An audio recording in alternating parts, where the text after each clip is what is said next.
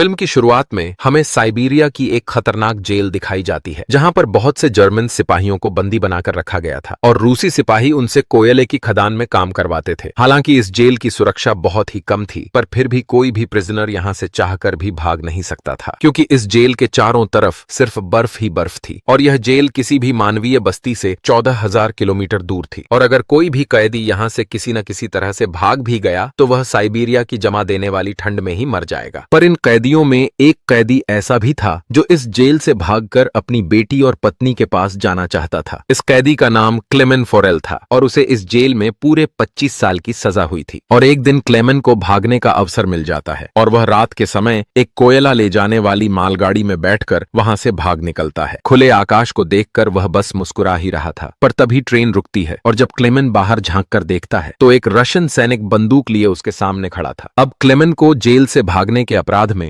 एक open air cell में बंद कर दिया जाता है, जिसके बाद जेल का वार्डन उसके पास आया और क्लेमेंस को सेल से बाहर निकालकर कहा कि तुम्हारे साथी तुम्हारा इंतजार कर रहे हैं। और जब क्लेमेंस पूरे 2 दिन बाद अपने साथियों से मिलता है तो वे उसे लाठियों और डंडों से पीटना शुरू कर देते हैं, क्योंकि क्लेमेंस के भागने की वजह से वार्डन ने उन्हें पूरे 2 दिन से खाना नहीं दिया था। वे क्लेमेंस को इतना पीटते हैं कि वह पूरी तरह से घायल हो जाता है, जिसके बाद उसे जेल के हॉस्पिटल में एडमिट किया जाता है और वहां का डॉक्टर भी एक जर्मन होता है। इसीलिए जब क्लेमेंस डॉक्टर से कहता है कि वह इस जेल से भागकर अपने परिवार से मिलना चाहता है, जिसमें उसे उसकी मदद चाहिए, लेकिन डॉक्टर उसे कहता है कि तुम इस जेल से भाग तो सकते हो, पर बाहर की हड्डियां जमा देने वाली ठंड में तुम जिंदा नहीं बच पाओगे। लेकिन अगर तुम नहीं भी भागे तो भी जल्द ही मारे जाओगे, क्योंकि उस कोयले की खान में जहां तुम काम कर रहे हो वहां का जहरीला धुआं सांस के जरिए तुम्हारे शरीर में जा रहा है, जो जल्दी ही तुम्हें बीमार कर देगा और तुम्हारी जान ले लेगा। इसीलिए तुम एक बार फिर यहां से भागकर अपनी किस्मत आजमा सकते हो। जिसके बाद डॉक्टर उसे कुछ गर्म कपड़े देता है और साथ ही सुरक्षा के लिए एक गन भी देता है और वह उसे बताता है कि रशियन सैनिक अपना खाना रेलवे लाइन के पास छिपाकर रखते हैं। जिसके बाद क्लेमेंस डॉक्टर को अलविदा कहकर रात के अंधेरे में जेल से भाग जाता है। अब अगले दिन जब वार्डन को पता चला कि क्लेमेंस जेल से भाग चुका है तो पूछताछ करने के लिए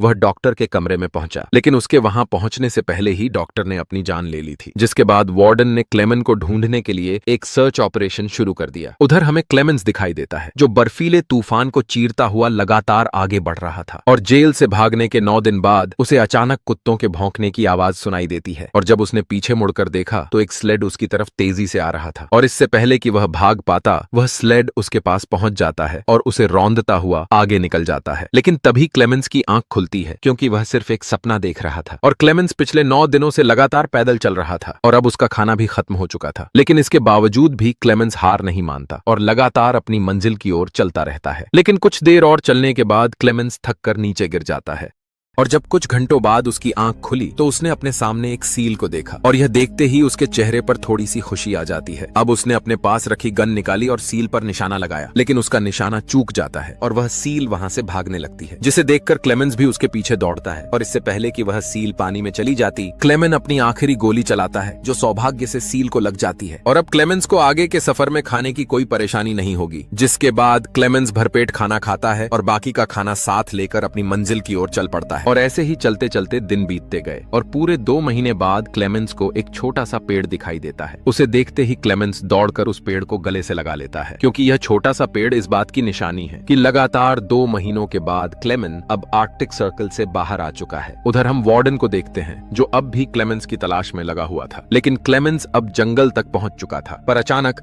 वहां बहुत बड़ा तूफान आ जाता है और तभी एक बड़ा सा पेड़ क्लेमेंस के ऊपर गिर जाता है। लेकिन क्लेमेंस की किस्मत अच्छी थी, क्योंकि सेमजन और मैटन ने उसकी जान बचा ली थी, जो इस जंगल में सोने की तलाश में आए हुए थे। वो दोनों क्लेमेंस की जान बचा लेते हैं और अब ये तीनों मिलकर आगे बढ़ने लगते हैं। बर्फ अब पिघल चुकी होती है और दरिया का पानी पहले जैसा बहने लगता है। ये तीनों मिलकर लकड़ी की एक राफ्ट बनाते हैं और उस पर बैठकर झील के पार निकलने की कोशिश करते हैं। लेकिन अचानक दरिया का बहाव बहुत तेज हो जाता है और उनका एक साथी राफ्ट से गिर जाता है। क्लेमेंस अपनी जान की परवाह किए बगैर दरिया में कूद जाता है। बर्फीली लहरें उसे नीचे खींच रही होती हैं, लेकिन लेकिन वो हिम्मत नहीं हारता और मुश्किल से उस साथी को किनारे तक खींच लाता है। तब तक तीसरा साथी राफ्ट लेकर अकेला ही आगे निकल जाता है। यह देखकर क्लेमेंस के दिल में शक पैदा होता है कि शायद वो वापस न आए। कुछ देर बाद वो अपनी पुरानी जगह पहुंचता है जहां पहले अपने दोस्तों के साथ रुका था। उसके पास अब भी वे छोटे छोटे सोने के टुकड़े होते हैं जो उसने बर्फ के नीचे से निकाले थे। लालच में वो सोचता है कि अब मेरे दोस्त तो मर गए, यह सारा सोना सिर्फ मेरा होगा। लेकिन थोड़ी ही देर बाद क्लेमेंस और दूसरा साथी वहां आ जाते हैं जिसकी क्लेमेंस ने अभी कुछ वक्त पहले दरिया में जान बचाई होती है। उसे समझ आ जाता है कि तीसरे बंदे ने उनके साथ धोखा किया था। उसकी आंखों में गुस्सा और नफरत भर जाती है और बिना कुछ सोचे समझे वो उसे गोली मार देता है। अब क्लेमेंस और बच गया साथी वहां से निकल जाते हैं, लेकिन निकलना इतना आसान नहीं था। दिन महीनों में बदल जाते हैं और वो बर्फ और ठंड के दरमियान सफर करते रहते हैं। एक दिन क्लेमेंस उससे कहता है, तुम अपना बैग मुझे दे दो, तुम बहुत थक गए हो। लेकिन साथी को शक होता है कि क्लेमेंस उसका सोना चुरा लेगा। गुस्से में वो उसी बैग से क्लेमेंस पर हमला कर देता है और क्लेमेंस नीचे गिरकर बेहोश हो जाता है। कुछ देर बाद एक भयानक आवाज से क्लेमेंस की आंखें खुल जाती हैं। उसके सामने भूखे भेड़ियों के झुंड खड़े होते हैं जिनके मुंह से दांत निकले हुए थे। अपनी जान बचाने के लिए क्लेमेंस जल्दी से एक पतले से पेड़ पर चढ़ जाता है, लेकिन भेड़िए उसका पैर पकड़ लेते हैं और कमजोर पेड़ टूटकर गिर जाता है। जैसे ही भेड़िए उसे नोचने वाले होते हैं, अचानक गोलियों की आवाज गूंजती है। असल में पास ही के कुछ स्थानीय लोग आते हैं जो भेड़ियों को मार देते हैं और क्लेमेंस की जान बच जाती है। वो लोग क्लेमेंस को अपने गांव ले जाते हैं। होश आने पर उसे पहली बार गहरी राहत महसूस होती है कि अब वो एक सुरक्षित जगह पर है। लेकिन ये सुकून ज्यादा देर तक नहीं टिकता। कुछ ही समय बाद सोवियत फौज का एक सिपाही गांव वालों को खबर देता है कि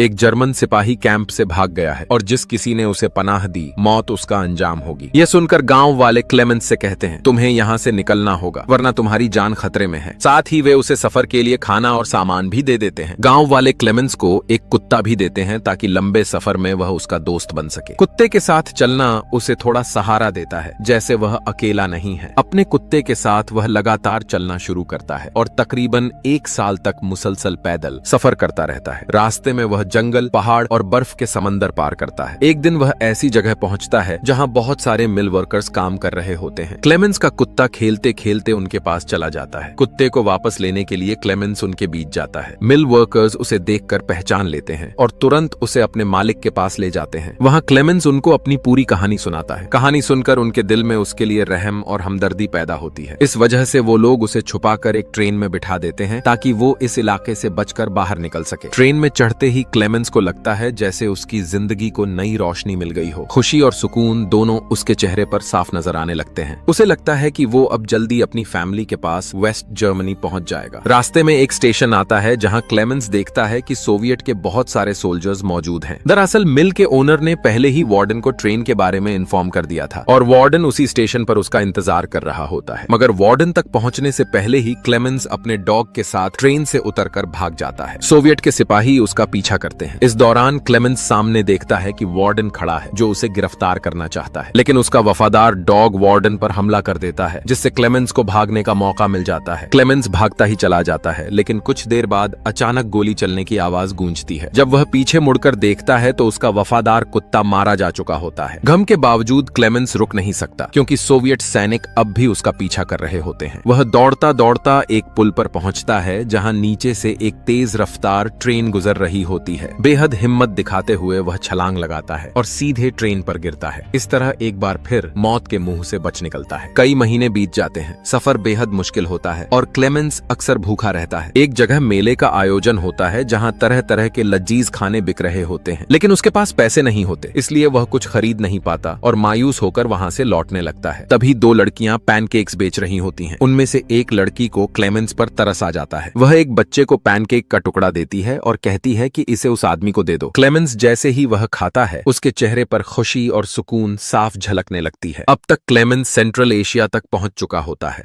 वहीं एक पोलिश यहूदी आदमी उसे देख लेता है और उसका पीछा करते हुए एक चर्च तक पहुंच जाता है। वह उसके पास आकर कहता है, मैं भी कभी कैदी था, मैं तुम्हारी मदद करूंगा, तुम चिंता मत करो। वह आदमी क्लेमेंस को अपने घर ले जाता है। कई सालों बाद क्लेमेंस पहली बार शेव करता है और अपनी असली शक्ल में वापस आता है। वह आदमी उसके लिए नया पासपोर्ट भी बनवा देता है और कहता है, अब तुम घर लौट सकते हो। क्लेमेंस बहुत इमोशनल हो जाता है। वो ईरानी बॉर्डर पर जाता है और अपना पासपोर्ट दिखाता है। उसे बॉर्डर पार करने की इजाजत मिल जाती है। उसे लगता है कि अब वो अपनी फैमिली गली के पास पहुंच जाएगा। जब वो पुल पार कर रहा होता है तो अचानक रोशनी उसकी आंखों पर पड़ती है और सामने वार्डन खड़ा दिखाई देता है। ये देखकर वो बिल्कुल टूट जाता है। वो पीछे देखता है और समझता है कि अभी भी सोवियत की जमीन पर है, मतलब वार्डन उसे गिरफ्तार कर सकता है। क्लेमेंस की सालों की मेहनत जाया हो जाती है। 7 साल पहले वो सोवियत जेल से भागा था और अब जब वापस घर जाने के करीब था तो वार्डन ने उसे फिर रोक लिया, लेकिन तभी वार्डन रास्ते से हट जाता है। अब क्लेमेंस खामोशी से धीरे धीरे आगे बढ़ता है, मगर वार्डन उसे नहीं रोकता। वार्डन कहता है कि ये जंग मेरे और तेरे बीच थी, अब तू जीत गया है, जाओ